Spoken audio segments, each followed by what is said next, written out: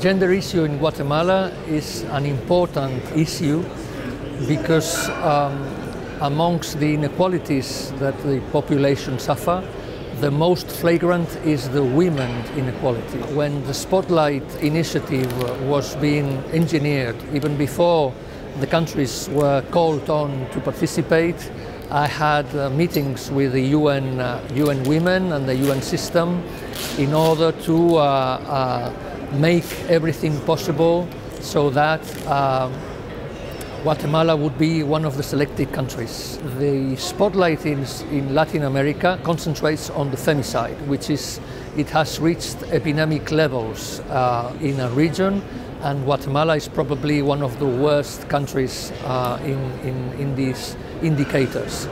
It is a great hope that we will have an impact on the figures of femicide in Guatemala, and that's why we have invested so much effort.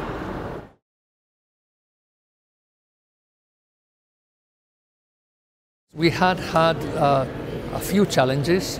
One of them is that the prospective leaders of this project didn't want to move from Guatemala capital to a region which is plagued with violence. So it was difficult to recruit already the directors. We had also a problem of comprehension in the prospective trips that we did to the region. Some of the municipalities didn't really understand the utility of this type of intervention. We have to convince a few majors because they didn't have this problem as visible as we could see it from the outside.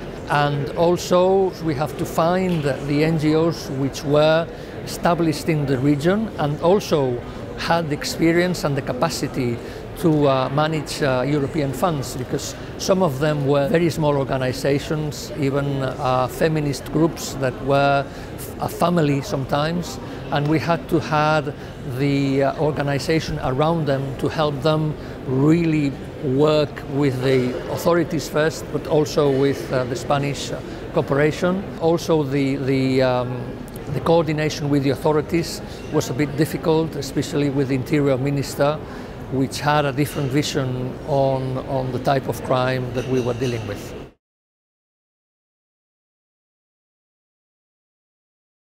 We have succeeded in tackling most of the problems. The recruiting problem is still an issue because we have had only one of the three coordinators in three departments.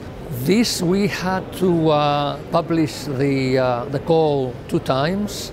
And the second time that we published, we were on the radio explaining exactly what was the importance of the role and appealing them not just on material conditions, but also on the help that these persons, these people, could provide to their community.